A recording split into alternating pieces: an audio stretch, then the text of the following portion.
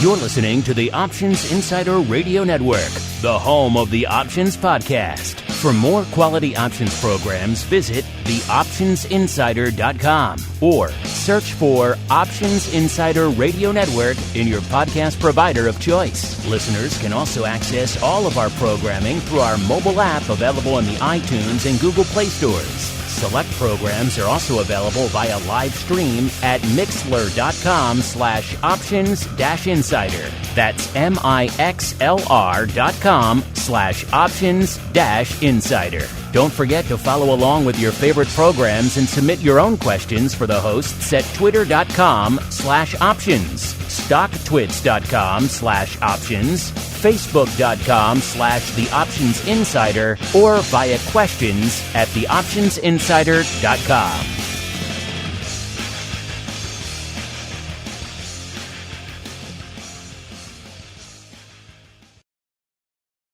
Gold, crude oil, corn, soybeans, and more. With so many tradable products, the futures options market can be an intimidating place. How can you possibly keep track of the latest trading developments across so many different products? Don't worry, we've got you covered. Welcome to This Week in Futures Options, the program designed to help active futures options traders stay on top of this ever-changing marketplace. Each week, we'll break down the top trades, hot products, volatility explosions, and much more. So be sure to check out our live stream via the Mixlr app or join our live chat room at mixlr.com/options-insider. Whether you're an experienced veteran or a newcomer looking to separate the wheat from the lean hogs, This Week in Futures Options has the information you can't find anywhere else. This Week in Futures Options is brought to you by QuickStrike, options pricing and analysis software. Learn more about QuickStrike at bantix.com. This Week in Futures Options is also brought to you by CME Group, the world's leading and most diverse futures and options exchange. Visit cmegroup.com/options. This Week in Futures Options is also brought to you by FTSE Russell, a leading global provider of benchmarks, analytics, and data solutions. For more information, please visit ftserussell.com. And now, get ready to break down the latest futures options trading activity. It's time for This Week in Futures Options. All right, everybody. That music means only one thing. It is time for TWIFO, This Week in Futures Options, program where the name says it all. We break down the week that was and indeed still is on the futures options side of the fence. And you know, if you've been paying attention to any of the headlines, if you haven't been living under a rock, we're probably going to touch on a little thing called crude this week. My name is Mark Longo from theoptionsinsider.com, as well as, of course, on the ever-exciting The Options Insider Radio Network. Our old buddy Sean still traveling hither and yon. I believe he's on his way back from the big RMC conference that just went down in Germany a few days ago. But I am pleased to be joined in the old CME hot seat this week by an old friend of the network. He is now hanging his hat as the Director of Derivatives Research over there at the TABB Group, Mr. Russell Rhoads. Mr. Rhoads, welcome back to the program, sir. As always, I am happy to fill in. Sean's shoes are big shoes to fill in for. You know why I'm excited to have you on, right? Because then it means I get to play this, sir. Oh, for goodness sakes. Now, Russell's Weekly Rundown. Yes, a throwback to the good old days. The great thing is I get 25 cents every time you play that. You do. It's rolling in. You got like a whole, I think like rolling in quarters. 6 1/4 or something in your back pocket right now. Burning a hole. It's like selling options. It's really kind of just not worth it. Go ahead.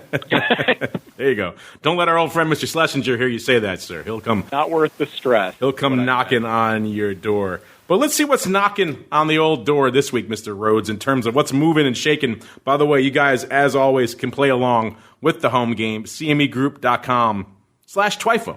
TWIFO. You head on over there, click on the buttons, kick the tires, and light the fires. And oh my, What a week it has been. You probably can guess what's dominating the top of the upside, with a couple of maybe surprise exceptions. Number 5, up a paltry 3.2% this week, is feeder cattle. One of the surprises there. Number 4, our old friend WTI. Oh, what a week it has been in crude. 6.25% or so to the upside. Then number 3, heating oil. Again in the energy space, 6.27%. We're parsing hundredths now because that's how tight it is. And then RBOB off to the races, up about 8.5%. And then number 1, our old friend lean hogs. A little bit of hog love coming back in the action today, up 8.75% to the downside. We've got silver. Once again, this week, giving back some of the gains. Last week, it sold off again. And then this week, once again, in our top 5 to the downside. Not a place you really want to be, off about 1.6%. Number 4, the old euro dollar, giving back 1.75%. Number 3, oats. Good old oats. Not a huge option story there as well. Maybe one of these days we'll sneak a peek and see what's lighting up in the land of oats. Number 2, our old friend Class 3 milk. You can't talk options on futures without talking Class 3 milk. Everybody knows that. Off 4%. And number 1 with a bullet to the downside, iron ore, off 6.6%. You guys have written in. You've asked us. We talked about it before, iron ore.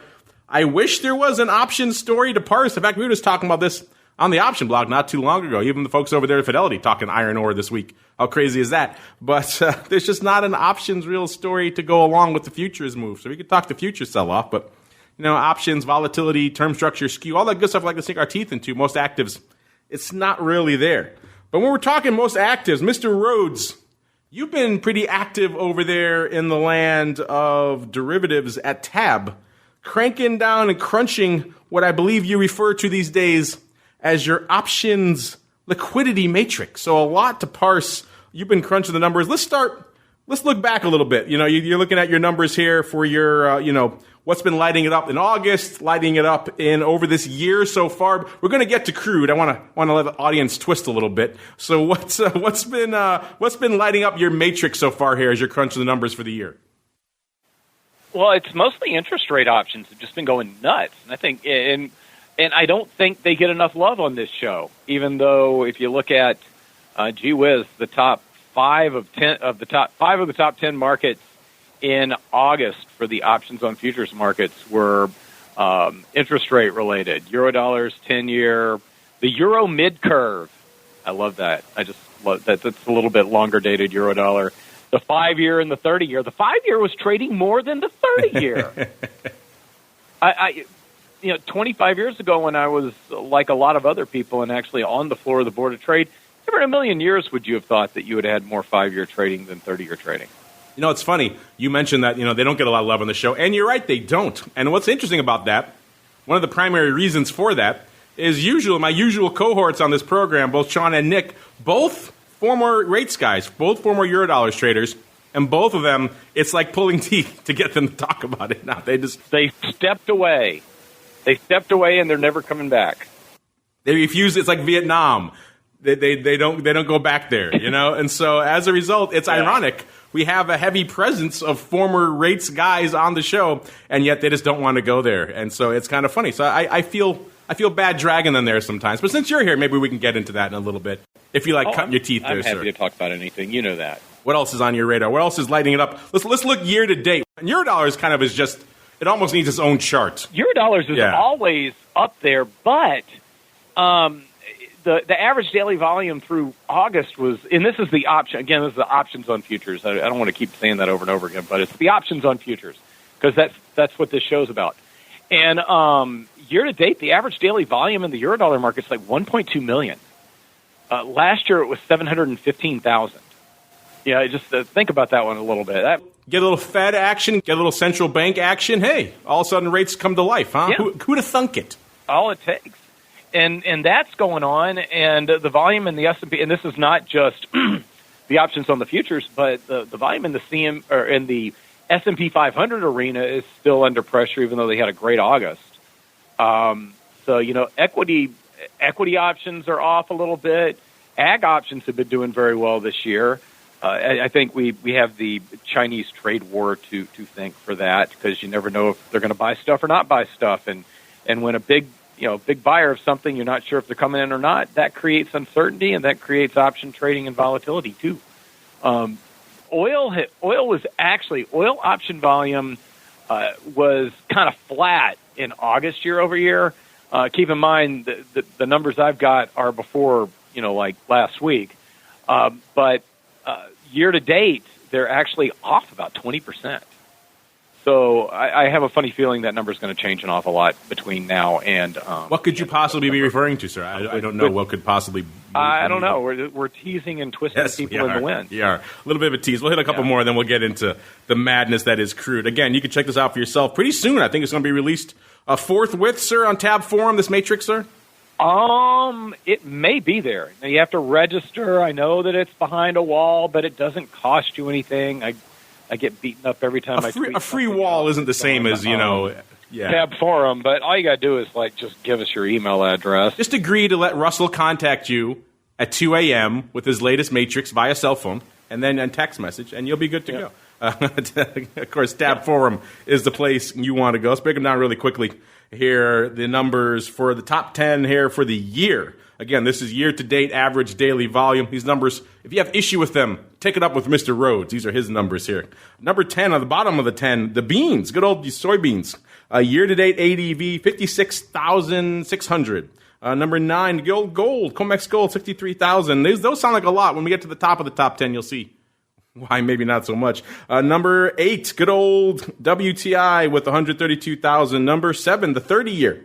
$1.40, and then number 5, corn here. Let me 6, corn. Easy for me to count here today. Number 6, corn, about 147,000. Again, this is year-to-date ADV so far in 2019. Number 5, the 5-year, appropriately enough, about 230,000. Number 4 now, we're getting into some big numbers. The E-mini, 599.8 thousand. That's down from 734,000 this time last year. So interesting stuff there. Number 3, the 10-year, 655. It's actually up nearly 7% from this time last year. The Euro mid-curve, as Mr. Rhodes alluded to, 685 there. That's down from about 720 this time last year. And the old euro dollar, though, that's up, as we mentioned, up strong. It was about 715 ADV for 2018 and 1.2 million as of right now. So again, central banks and the Fed combining, a little bit of trade war maybe in there too. 1, 2, 3 punch, giving euros a lot of love. When you're talking volume, it's kind of hard to put anything else in the same conversation as the euro. It's just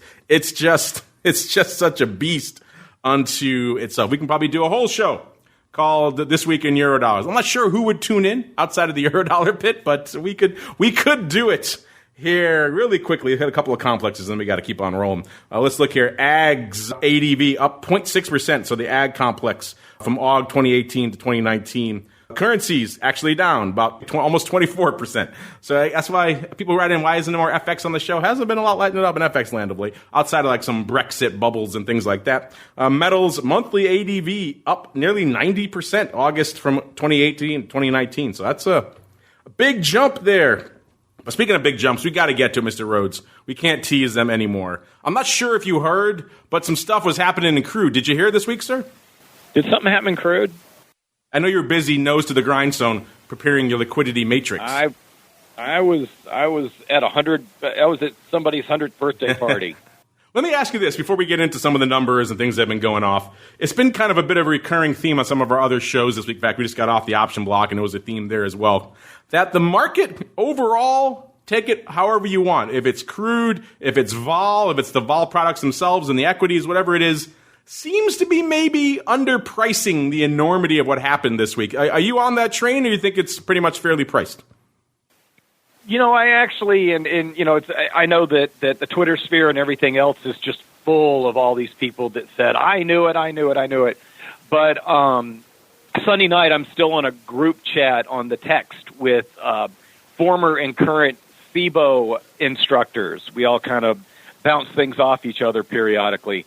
And we were talking about Sunday night when Crude opened, and the fact that the S&P futures were only down 10 points or so. We're like, that there is a huge disconnect there. Because if this is a really serious thing, you would expect it to be bleeding over into the business world and equities as well. So yeah. I don't think the overall markets reacted like maybe the bad guys were hoping that it would. You know, it's funny. I actually started our previous show, the option block. I said if you were under a rock for the last month or so and you just came back from vacation today and you flipped on your screens and you saw S&P over 3,000, you know, WTI high, but not quite as high as it was, and VIX cash at like a 14 hand, actually shy of it for a little while, you'd think all was right with the world, right? You would never know that roughly 5% of production got taken off the board. Yeah, I mean, WTI it's if you didn't see the spike outside of the range, it's really just at the upper end of a range that it's been in for some time. So let's put that in some perspective. Of course, it was a historic week, at least from the terms of the damage being done out there. Obviously, the strikes. So was it Iran? Was it not? Seems to be coalescing around it. Probably was Iran at this point, and looks like it took out roughly 5% of global output. That's how much oil goes through this one facility, the Saudi Aramco facility there. To put it in perspective, and the folks, I think it was StockTwits, put this chart together. If it's not, I apologize for who crunched the numbers here. But this was effectively, if you look at the numbers of how many barrels per day were taken offline, this was the biggest oil disruption in history in terms of pure amount of barrels per day. In general, looking at barrels per day, these Saudi strikes took off what is approximated to be about 5.7 million barrels per day. That puts it actually a tenth above the Iranian Revolution, 1978. They lost 5.6 million barrels a day. The Iraq invasion of Kuwait only took off 4.3 million barrels per day by comparison. Same thing with the Arab-Israeli war and the Arab oil embargo back in 73 to 74. The Iran-Iraq war only took off 4.1 million barrels. Then we drop off quite a bit. Venezuelan strike in 2002, 2.6. The actual war in Iraq in 2003, only 2.3 million barrels. That puts us all in perspective. We're talking over 2x that just for this one strike. The old Six-Day War back in 1967, obviously the crude markets back then, a little bit of a different beast, but still interesting all the way down to the bottom of Hurricane Gustav and Ike in 2008, took off 1.3 million barrels. That's obviously some of the domestic production, but still interesting. So that puts it in perspective, 5.7 million barrels a day, just taken off the board like that. And you would think that would cause all sorts of just catastrophic reverberations throughout the crude market. And you did at first, as Russell kind of alluded to. We saw a gap up when it opened up this weekend coming into the early part of the week. And the initial gap up, I mean, we saw crude going out. The WTI was at about, looks like I think it was about a little bit shy of 55, like 54 or 79 before all this started unfolding. Afterwards, when it reopened again, it gapped up initially to about a little over 60. So that puts it up right around 10% or so. So again, not a catastrophic move upward. We saw it hit its high, at least that front contract that's going out tomorrow out there at CME hit its high of about 63.12 or so. That was on the 16th. That puts up the gap up to the upside at about a little over 15%. Then Tuesday, later in the week, once the Saudis started coming out and saying, we're going to get all this back in line by the end of the month, that's a fairly aggressive outlook. I mean, if you ever saw any of that footage coming out of the Gulf War the first time, how hard it was to put out all those oil fires.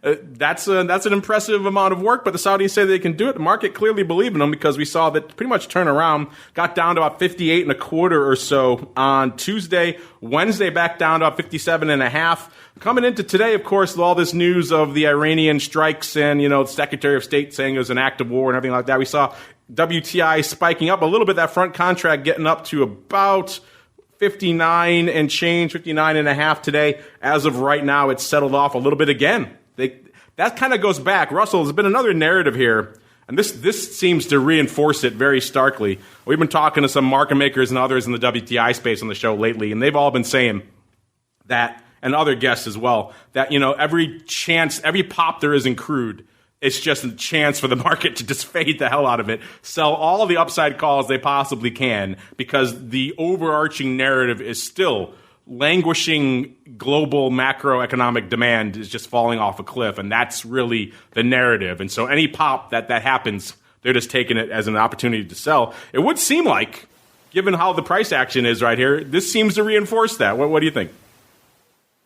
Yeah, I think it reinforces it. I think the dynamic change here is that, and I feel like I said this on this program a month or two ago, that in the oil market, when I was growing up and I started getting involved in the trading business, there always seemed to be what we would consider a geopolitical risk premium to the price of oil. And it seems like it had gone, ever since the Iraq war, I guess, it really just seems like it had gone away, that there was always like a little extra premium in there, that what happens if something ignites in the Middle East. And I do think it's possible that what just happened may reintroduce that premium to the market. So, we were, 56 or so when this happened, and now we're in the 58, 59 range. So we could easily say that maybe $2 is going to be a risk premium just for a little while, because people maybe aren't as comfortable being short over a weekend in the oil market as they were like this time last week. You would hope if this event doesn't do it right, what's going to bring it back, right? At the same time, you'll have that extra risk premium, but the economy everywhere looks like it's slowing, and when that happens, this market is like a teeter-totter with respect to supply and demand. It takes very little slack of demand and to push prices lower, and we probably would continue our trend lower. Just maybe in how we change volatility regimes. Maybe we're changing to a different regime with respect to the low end and the high end, because we'll put a little bit of an extra risk premium in there. Yeah, it's been funny because we've been waiting for that. There's been escalating tensions, obviously, in the Middle East for some time, escalating events, seizing a tanker here, this event there, and ratcheting it up slowly but surely. And the market seems to shrug all of them off in favor of the broad macro picture. Instead, this is obviously about as extreme as we have seen so far in the Middle East. And if you pulled up the TWIFO report right now, as you mentioned, Russell, you probably would think something happened in crude this week, but you probably wouldn't think it was something this order of magnitude. Like I said, we're up about a little over 6.33% right now, about 3.5 handles, right about threatening that 58, actually 58.25 or so. Vol up and up pretty firmly in the near portion of the curve. Get out of those gamma contracts the first couple of weeks. We still are talking, 6 to 7 points in things that are even a few weeks to a month out. So up firm, so you would know something was afoot, but not quite perhaps the just explosive activity you would think. And you're asking, let's talk about that activity. Let's see, what was lighting it up this week? What was number one with a bullet in this unprecedented week here, at least from a amount of crude taken offline perspective here this week? If you said it was upside, you were correct. Pretty aggressive upside too. Again, remember, it looked like for a while there, people thought maybe, or maybe they thought they were fading it. Either way, we got to hit that 63 and change or so. We started to threaten the mid-60 handle. And so maybe people thought we could hit that 70 level. And so either way, 70 calls out there in Nove were where the action was this week. Doing, as we see right now, about almost 21,000. Decent paper, not even that much paper out there this week, which is also kind of surprising. OI up pretty strong, about 7%. So that's a good sign in terms of a lot of volume back coming into the marketplace this week. But net, the biggest trade out here actually isn't one of the bigger ones we've seen. It's about 21,000 of the 70 calls. Those going up pretty active throughout the week. The big day actually was Monday. No surprise there, coming off of the heels of that big spike into the open there. 8,000 contracts on Monday, about 5,000 on Tuesday. Settles out a bit, obviously. 70 not really in the radar after the Saudis start talking it down there on Wednesday. And then today, maybe some of the threats back and forth, putting 70 back in the crosshairs. Either way, about nearly 5,000 so far have gone up today. And obviously this is opening paper net bias, about 4,000 contracts. So opening upside paper. Let's look at the skew here in Nove and see what is afoot. These have roughly, let's see, roughly about 2 months to go, at 59 days or so. So there's a decent amount of time here. 42% of the paper this week coming in the Nove part of the cycle here. Let's see what's looking from a skew perspective. Let's see if this changed things. Remember, one of the narratives you've had here for a while too is that the call wing can't really catch a bid. Let's see if that happened this week. We got the puts here. The puts were 5.9% cheap to the at the money this week. And again, as you see a vol explosion, you're going to see some of this. The vol did explode. Maybe not as much as you would think, but it still is exploding. So you're going to see some changes to the skew just as a result of that. Up now, the puts are 9.5% rich to the at the money. Again, it's not surprising too if you see shoot up and then pretty much immediate retracement. Puts are going to catch some life, and that's pretty much what we saw. So going from nearly 6% cheap to the at the money, below the at the money, to nearly 10% above the at the money, just in the span of a week. So that's a pretty sizable move on the put wing there. On the calls were nearly 12% rich to the at the money last week. So a surprising bit of bid to those calls. And this week they have cratered. Again, that kind of goes back to what we were saying. Probably sounds like maybe a lot of this 70s paper was opening sales. We'll see. They have cratered. They're now down 6.7% cheap, so below the at the money. So a little swing there in the skew as we shoot right up and shoot right back down again. Calls had a bid, and that bid is now has now been crushed. Is that pretty much what you're seeing out there as well, Mr. Rhodes? I know WTI skew has kind of been a point of fascination for you of lately. What's been on your radar from that perspective this week? It did not, go up and hold and then tilt back down. It's like everything else in reaction to this thing. It was like a day and a half at the most reaction, and now everything's just going back to normal. I'm sure, when you started thinking in your mind what we were going to talk about today on Monday, you probably were thinking we're going to be doing nothing but rattling off all these incredible statistics about oil, and they ain't there. Which actually is kind of, which is kind of the story in itself. Yeah, I was kind of wishing TWIFO was on Monday. There was so much going on. It seemed like it was going to be the apocalypse by the time we got to Thursday. I mean, how did we get to the point of where, a 20th, 1 out of 20 barrels that comes out is suddenly offline, and you've got two of the biggest producers in the world in one of the most volatile regions in the world pointing guns at each other? How did we get to this point where we're just reverting back to where prices were? Looks to me, looking on the October contract, we're right back where we were like 6 days ago. It is fascinating. Clearly, the market is buying what the Saudis are selling in terms of being able to restore this production.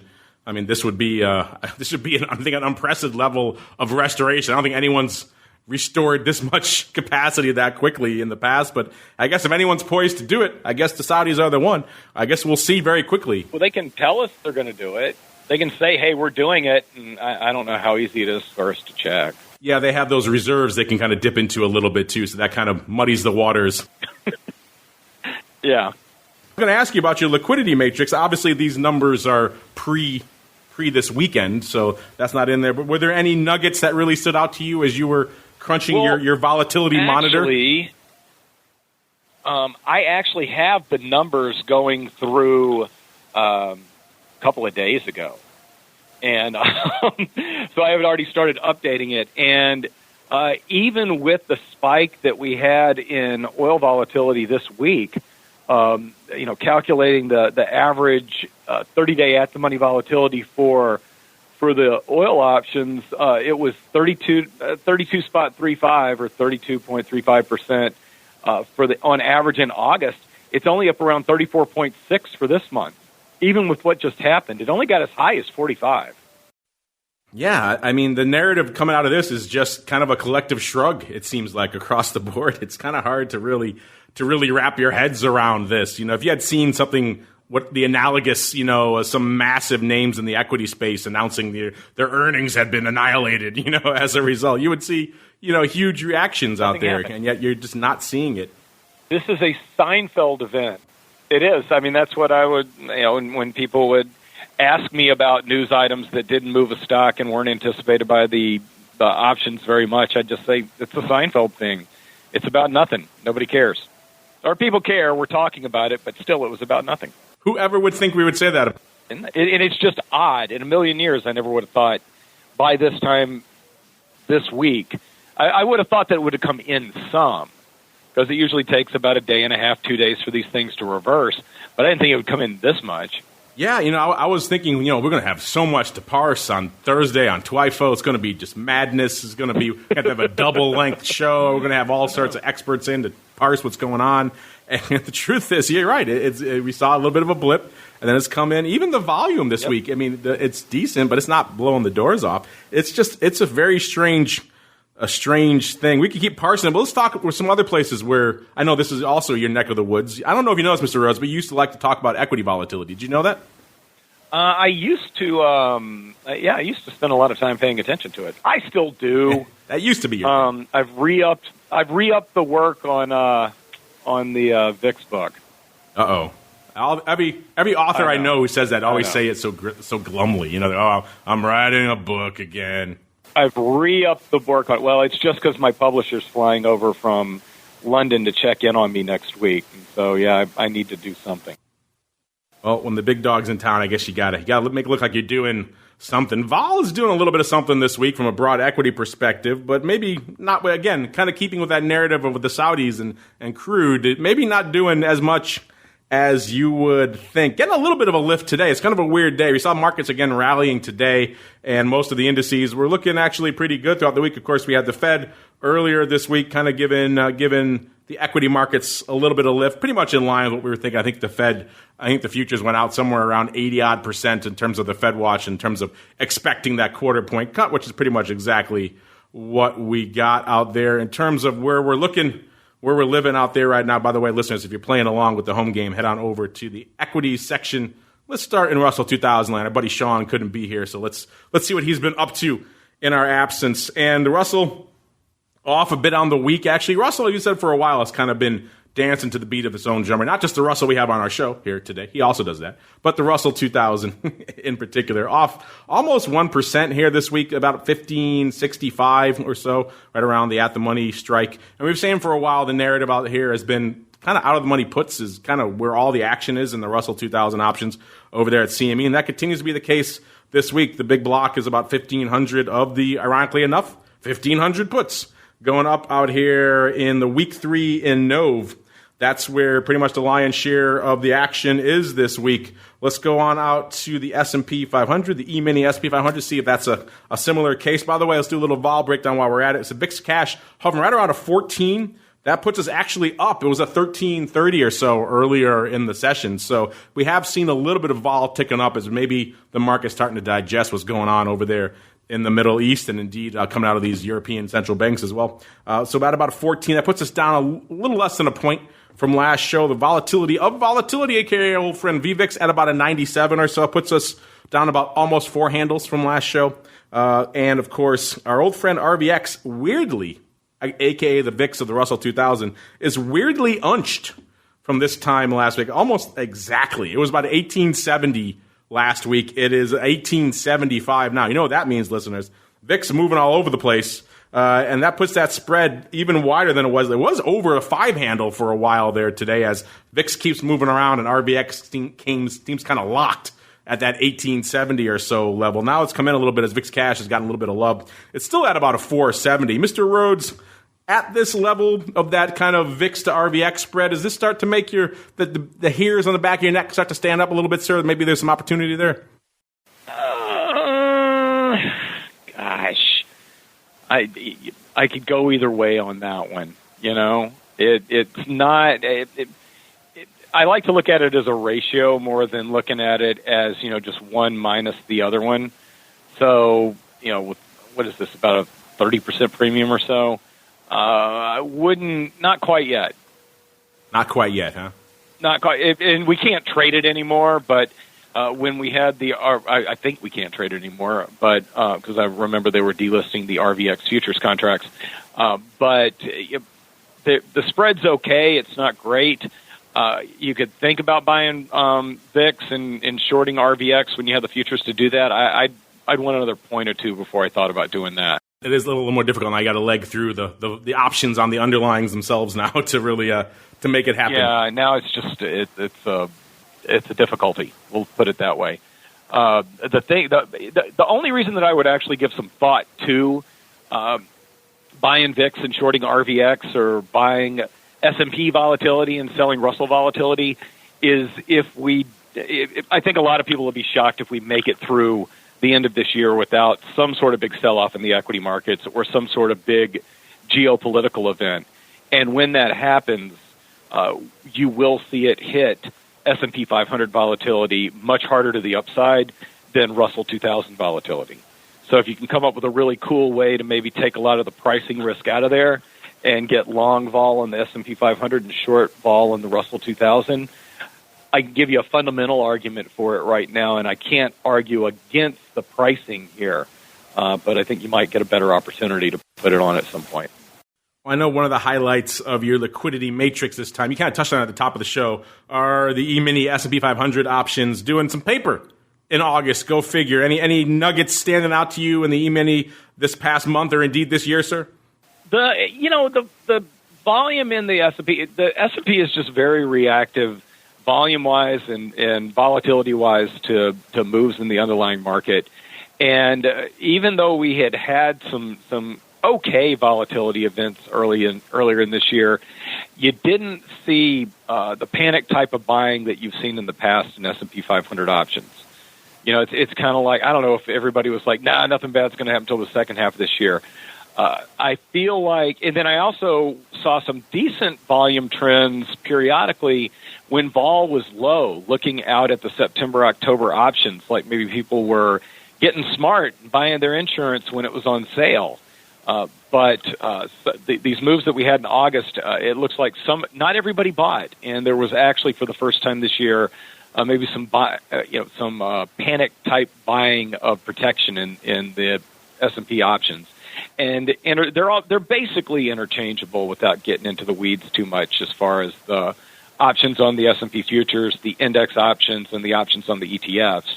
If you're thinking about buying something and then turning around and selling it at some point, they're pretty much going to give you the same sort of protection. And I think all of them benefited from the volatility in August, and maybe the volatility in August combined with people being more concerned, or maybe just people taking a look at the time of year that's coming up on us. Mr. Rhoads, you are our guest. We have people writing in all the time. In fact, I got reached out to by some listeners last week asking for more ags on the show. So we could go ags next, but you're our guest. I'll let you pick where we want to go. Where do you want to hang our hat next, sir? Go ags next, because ags have been kind of interesting, and they've been a little bit of an outlier as far as volatility moves go. Let's get to that. What have you found in your volatility matrix for the ag so far, sir? Well, it's the one area, because we did add a volatility component to the options liquidity matrix this summer. And so I look at, basically I've always looked at volatility, and this goes back to the VIX, when I was spending most of my time monitoring VIX. I take a look at over time periods what the high, low, and average is, because I just don't think day-to-day changes in volatility tell you a good story. And the average for the two most active option markets or optional futures markets are, as we mentioned earlier, the corn and the soybeans. And when you take a look at the markets that the markets August average 30-day volatility in August versus average 30-day volatility in July, and you look at the 10 most actively traded markets at CME Group, the only two that saw a drop in volatility expectations in August were the agricultural markets.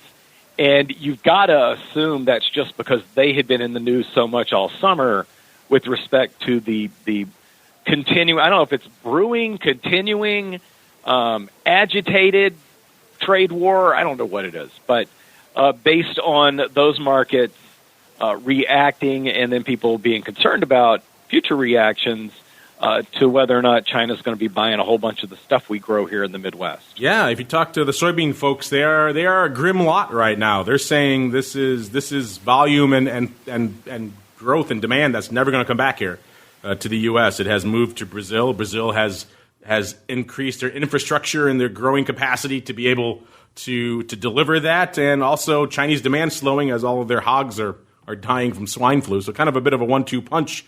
Chinese demand slackening and also moving offshore, and that's the hard thing to get back. The numbers coming out this week from the September crop report showing leaning on the higher side, actually, what the estimates were going into it, showing corn and soybean yields down from 2018. That's probably not a surprise there, but actually lower than the projections posted for the August crop report as well. Corn production, we have got some corn heads there in the audience. The corn production now estimated at 13.8 billion bushels. That's 1% lower than what it was coming in August. Soybeans projected at 3.6 billion bushels. That's down slightly as well from the August estimate, but down, you look year over year, just down 20% from last year. Corn, by way of comparison, down a mere 4%.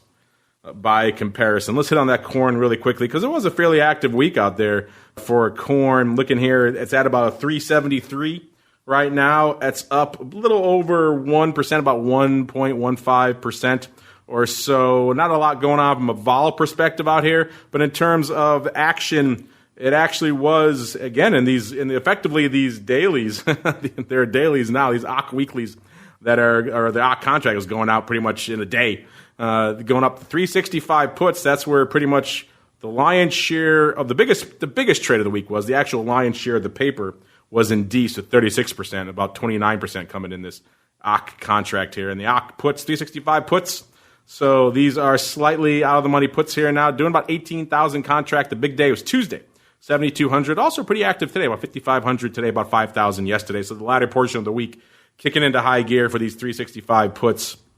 It's interesting so much paper can go up. Let's look at the opening versus closings. These are going away pretty quickly. Actually slightly opening, which is kind of interesting for a contract that's going out in about a day. That's always endless fascination to me on the commodity side. People are willing and continue to open positions with a day or so to go, which on the equity side, you don't really see that too often. It's just premium harvesting. All that they're opening, it's opening to harvest. And that's about it. Let's also 3.5 puts were pretty active this week as well. These were out in D's, doing about 12,500 contracts as well here. Let's look really quickly. I'm not going to do the 1 day to go skew. So let's go out to D's. And let's look at the skew out here. Puts coming in a little bit. They were 3.3% cheap at the money. Now they're 4.1% cheap at the money, so getting cheaper.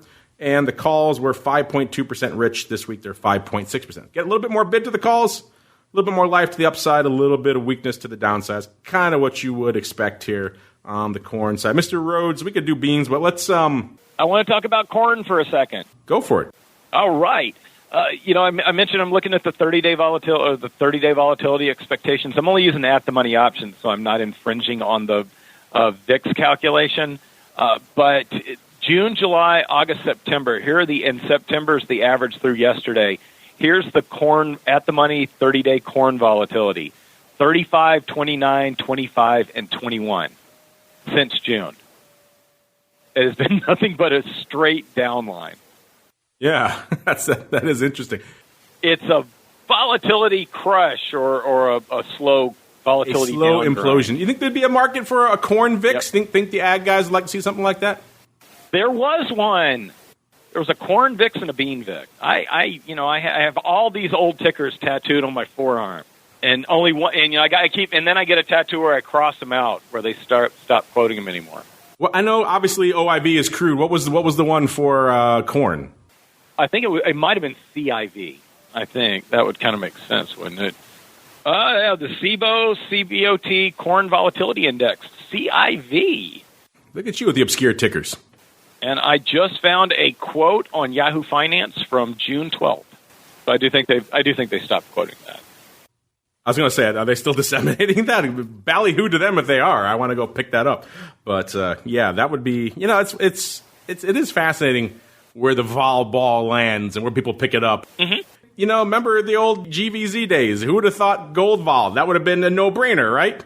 I loved that one. I traded it a few times. Oh, you were the guy. So, one of the nice things about working in the Institute, I got to trade those things. You were the guy. When the 3 lots would go up, that was you. I was 100% of the open interest in GVZ at one point. Yes. I don't find that surprising. Since we're talking gold, should we head into the metals? Sure. All right, listeners, if you're playing along with the home game, head on over to that drop down, go down to where it says metals, click on the precious stuff, unless you want to go base or ferrous. I won't hold it against you. We're not going to talk about those here, but hey, to each their own, whatever floats your boat. Coming into the showtime here, we're seeing gold right around threatening. It's up about 0.5% on the week, and it's just shy of that magical, mythical 1,500 level. Of course, we were north of it earlier this week. We had the Fed and some other developments conspiring to draw us down south of it again. Maybe folks, certainly at the beginning of the week, they were liking themselves some flight to quality. Later portion of the week, guess you don't need it. All is right with the world again. So yeah, an interesting week out here in the precious stuff. Vol, a bit of a mixed bag when you get into that kind of gamma territory, which is 2 weeks or less. It's pretty much all coming off. If you get a little bit beyond that, it's up, but up slightly. Again, we talked about gold vol before. It's not exactly the biggest mover and shaker out there. Mr. Rhodes, in your various matrices of volatility and liquidity, anything really surprising you out there in gold and precious metals these days? Nothing really surprising. I mean, gold's been in the news for a little while. You know, they still have GVZ as an index, and with GVZ basically was at all-time lows about this time last year. So you would expect that with the sudden breakout and the sudden renewed interest that gold prices are getting, that GVZ would be back up at, and the same thing with gold, with the volatility of the options on gold futures. You would expect that you would have seen a big old spike like up to the 20s, which is where it used to spend a lot of its time, and it's still like in the mid-teens. So the lack of just the lack of volatility expectations in gold, again, when they're trying to start World War III over there when we're sleeping or out having fun on the weekends, it just makes you scratch your head an awful lot. But when we always look back at these things, the markets end up being right. So maybe the market's not panicking, the market's got it right. Does put the notion of weekend risk into perspective, does it not, sir? It does. It does. It's not something I think a lot of us have thought about too much since everybody started ignoring whenever China would put their economic numbers out on Saturdays. So that used to be the last weekend risk, and then before that, I think we go back to 2008. But yeah, if you're involved in the energy markets, I'll bet you're going to be a little bit more skittish about putting on or having a short position you can't get out of until Sunday night on a Friday afternoon. I would have to think if this doesn't teach you and slap your hand a little bit on that, then what's it going to take, right? Yeah. And that's where that risk premium, I think, will start to come into play. Mr. Rhoads, you're our guest. I shall leave the final determination up to you. You want to squeeze in one more product, or you want to go to the listeners? What's left of my choices, and let's go to the listeners. All right, let's go to the listeners then with a little bit of your... He's punting to you guys. Let's see if you can pick up the slack as we head on into your futures options feedback. It's time for your questions, comments, and it's time for futures options feedback. Submit your questions at twitter.com/options, facebook.com/optionsinsider, twitch.com/optionsinsider, or via questions@optionsinsider.com. You can also submit via our Options Radio Network mobile network available for iOS and Android Fire devices. You can even ask your questions live every Friday at 3 p.m. Central via our Mixler chat room. So grab the Mixler app or just search Insider at Mixler.com. That's MIXLR.com. All right, time for you guys to take the reins. See if you can outshine Mr. Rhoads here in the hot seat. First up, we got, that's an interesting handle, RETRIBRAND. RETRIBRAND wants to know, a bit of a subjective one. What is the most interesting CME product from a skew perspective? Interesting is obviously a subjective term, and there are many products out there. I think I could probably, off the top of my head, say what complex is not the most interesting from a skew, but that's probably the equity complex. We don't see a lot of really extreme vacillation. When I think interesting, that's what I'm looking for. I'm looking for extreme moves, a lot of evolution, a lot you could really do with the skew. It's changing maybe week to week. It's bid to the calls. It's bid to the puts. It's giving a little bit of life, a little bit something fun to watch. You're not seeing that in the equities. You're seeing a change of slope. The puts maybe a little bit more bid this week, a little bit less bid next week, but this never, outside of some aberrant events, you're not going to see a lot of dramatic swings, really, in this skew. So maybe on the latter portion, I would say equities, not one of the more interesting. So maybe, I guess if I had, using that logic, I probably would have to lean out to some of the commodity space. Maybe the metals. I like the metals. You could obviously, big skew moves, you could have some really illiquid thing, and I don't want that either. So maybe if there's something that has a decent amount of liquidity and also, so you can trade it, but also has some decent movement to the skews, I'm probably going to go somewhere in the metals, maybe some of the ags. The ags have had some interesting swings and skews, not so much of late, but they have been known in the past. One of our other questions is about the beans. We'll get to that in a little bit, but so I would probably maybe somewhere in the precious metals. Mr. Rhoads, where do you hang your hat on this one? Energy. I've always liked the oil skew. You know that. You brought that up earlier. But it's so weak. It's so weak lately. You can't get behind it. I know. Well, I'm going to say one that I've never looked at, but I'll bet you is fun. Nat gas might be a candidate there. Natural gas. Yeah, that if I had to guess without, if we were on the L chatting on our way to some sort of event and we didn't have any machines in front of us, I would guess nat gas. And part of that's because I like I said, I've been looking at the average volatility, and it was in the hundreds 1 month this year. So you got to assume everything else was jerking around as well. If it even behaves half as much as crude oil does with respect to the skew going up and down, but at the much higher levels, probably a lot more. Nat gas was always that one that was kind of locked to the upside for so long. It had that limit; it couldn't go through. Right, then it blew through it, and it changed everyone's expectations. So I would say pre that, it was probably pretty boring. These days, now you're right; it's kind of an interesting one. I just pulled it up here while we're talking really quickly. The active contract has about 6 days to go. Let's go out a little bit. Let's go out to Dees. Why not? It's fun. And let's see the puts. They have come in a bit. They're about 5.6%. cheap to the at the money. They were 2% cheap last week, and the calls were about 5.5% rich to the at the money. Now they're about almost 10%, 9.1%. So calls getting a little bit of lift. So yeah, nat gas, not a bad one either. I mean, we do see nice little swings in gold skew as well, so I put gold out there. I think you can't go wrong with either of those. And also, they do some paper. It's not like lean hogs where, it kind of trains by appointment. You can actually get some paper too. We got more skew questions. Let's see if we got another one here. Eli wants to know. So I'm checking out the OIR catalog, the OIR back catalog, and came across the early episodes of TWIFO. Well, hope you're having fun there on your time machine voyage there, Eli. He goes on to write, he says, how the commodity landscape has changed. In those early episodes, you were talking about soybeans as great candidates for collar trades. Do you foresee us getting back to that situation anytime soon?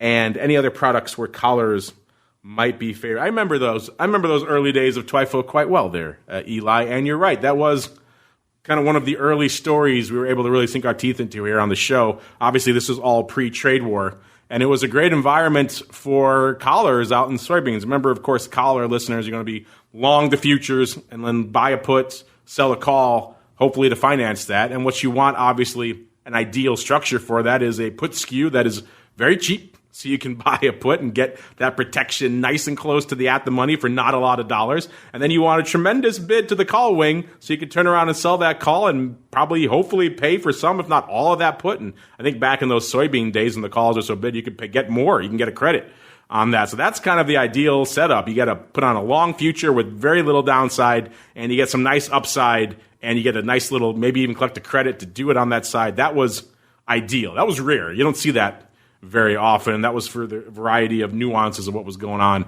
in the beans market at that time. So that's what you need to have a favorable collar setup, is a skew situation similar to that. Obviously, you want to have a little bit of upside viewpoint on the futures levels too. That's obviously a key consideration. But then again, with you can buy the protection so cheaply and get it nice and tight, that's not as much of a concern. Perhaps it's almost like a cheap roll of the dice there at that point. Mr. Rhodes, do you recall those heady days of soybeans a few years ago when collars were just willy-nilly and we were all fast and young and carefree? And then do you foresee any other products right now where collars are lining up nicely?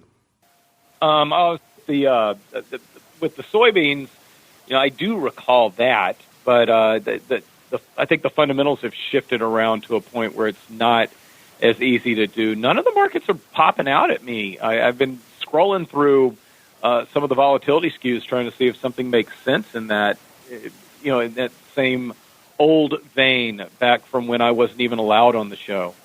The good old days when you were banned. None of them are popping out at me, and I'm struggling and trying. Yeah, the good old days when I was banned. Yeah, nothing. You're right. Nothing's leaping out to me. I mean, you're. Yeah, I'm trying. I try. I'll build charts and tweet them while we're talking and everything else, but I can't. I just can't. I'm trying, but I can't. We need some. I think they have them in there. I'll have to pull them out for some little, some good skew cross-platform, cross-product scans so we can kind of compare and contrast at a glance. See, the problem with that is, Mr. Eli, I think, is you could go out there and see. Something that has a similar shape to the skew. The calls are bid, the puts are kind of offered, and hey, that's favorable. But then you go out there and it trades like 3 contracts a week. So I would never say that's favorable either. So you need that liquidity component. That's kind of the third. So that's why I keep coming back to some of the more liquid ones. Usually you see a nice bid not a ton these days, but some to the upside in some of the precious metals. So that might be an area you could look. And again, the ags kind of have a different thing going on now, obviously, than they did when TWIFO first came online, so not quite as favorable there. But those are in the commodity space where there tends to be sometimes be concern to the upside. That's where you get a nice, healthy bid to that call wing. And so that's where you kind of have to look, maybe in the metals, some of the ags. Again, try to keep it to the larger ones. And nat gas, they had that crazy explosion to the upside, so they were crazy bid for a while there. It's come off a bit now, obviously. Still almost 10% rich to the at-the-money there on the call side, so maybe nat gas might be a place that's lining up there. And that's maybe a good bit of homework for next week. Where is the new soybeans for 2019? Where is the place where you can put on nice tight collars, get decent levels to do it, and everyone is a happy camper? Unfortunately, listeners, that music, man, it's already been an hour. Mr. Rhodes, time flies when I'm chatting with you, sir. Yep. Hopefully that hot seat wasn't too hot this week, sir. Were you okay? It was quite fun. Well, now before we go, sir, if folks are liking what you're talking about here, they want to check it out for themselves, maybe you want to give them a little bit of a hint of what's coming up. What's up your sleeve over there in TABB land, sir? They basically I think I've got the option liquidity matrix where I want it. We are actually going to start putting out, and this is in the equity space, but with this new earnings season, I've rebuilt my database. I'm going to start sharing what companies have done historically based earnings-wise and compare the straddles to them. And we're going to do several historical studies around different strategies that may consistently and not consistently work around earnings. That's the big option stuff. Earnings, always a sexy time, and it kind of never ends, right? One cycle winds down, the next one just kicks right off again. So it's if you want to hang your hat on earnings, there's a lot to parse over there. Yep, check them out over there. TABB Forum is the place to go to find. Hey, did I see you guys have a big crypto thing recently? Was that correct? We did. We had our crypto conference last week. How did that go? It went extremely well. It was we're up about 25% attendee-wise. I moderated a panel where we talked about the challenges of what data is real and what's not, and also talked about some ways to approach that market in from a fundamental standpoint. Any surprising, interesting takeaways from that crypto conference, sir? It was interesting that just about everybody has somebody that manually goes through their data and makes sure they're getting the right data. Nobody trusts any data they're getting. Well, it is kind of a fractured data set out there in the crypto space, right? Yeah, but I mean, it was a bigger. People were spending a lot more time on it, and then when they get their data figured out and they consider it clean, they don't share it. That's a competitive advantage, right? So there you go. So there. We just had the folks from Gemini on our crypto show this week, who are actually now one of the newest additions to the CME Bitcoin reference rate over there. So more venues getting added to that. And they were talking about doing that as well, kind of cleaning up the plumbing in the crypto space, make transactions, make custody get dealt with a lot faster. All these issues that are not the sexiest of the world, but they keep a market from getting to that next level. So a lot of people, sounds like at your event as well, we're focusing on that crypto plumbing. It's getting there. Hopefully, as a result, maybe we'll see some options over there from the folks at CME as well. Of course, head on over to CMEgroup.com/TWIFO in between shows. So you can check out the reports. And it's all live throughout the week, listen, not just showtime. You have to maybe play with the dates a little bit if you want to line it up with the show. That's where you can go kick the tires and light the fires. Of course, our buddy Sean still traveling out there, hither and yon. Check him out, I should say. FTSERussell.com is the place to go. Give him a follow over there on Twitter as well, at FTSERussell. A lot of great data coming out there throughout the week. And on behalf of Sean, and let's give Mr. Rhodes, let's throw him in there as well, someday in the future, Dr. VVIX, and indeed myself. I want to thank all of you out there for downloading, streaming, subscribing, for sending in so many different questions about skew. You all love skew. It's okay. We love it too.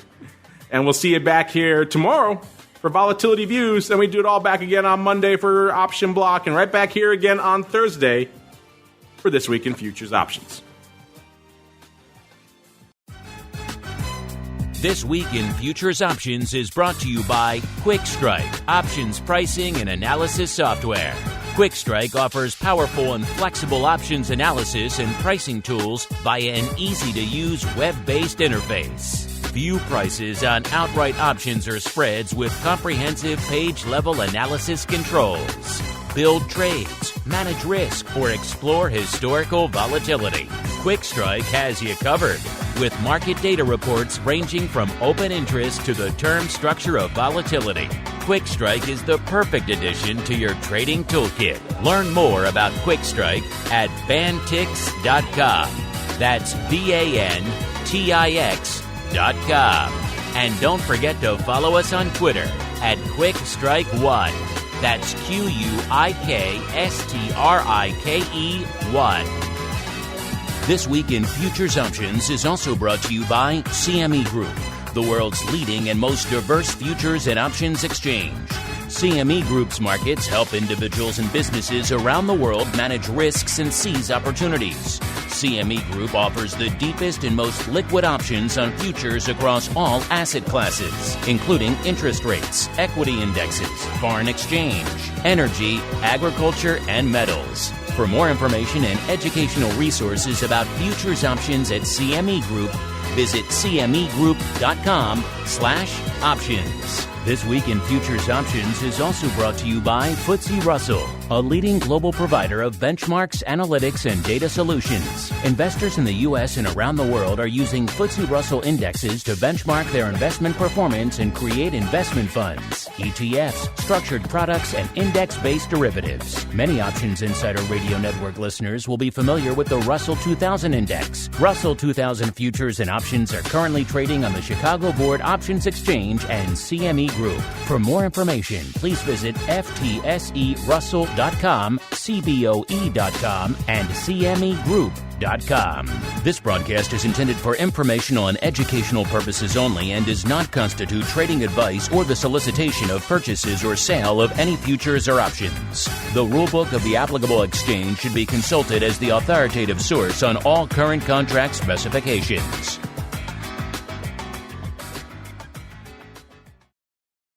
You're listening to the Options Insider Radio Network, the home of the Options Podcast. For more quality options programs, visit theoptionsinsider.com or search for Options Insider Radio Network in your podcast provider of choice. Listeners can also access all of our programming through our mobile app available on the iTunes and Google Play stores. Select programs are also available via live stream at mixlr.com/options-insider. That's mixlr.com/options-insider. Don't forget to follow along with your favorite programs and submit your own questions for the hosts at twitter.com/options, stocktwits.com/options, facebook.com/theoptionsinsider, or via questions at theoptionsinsider.com.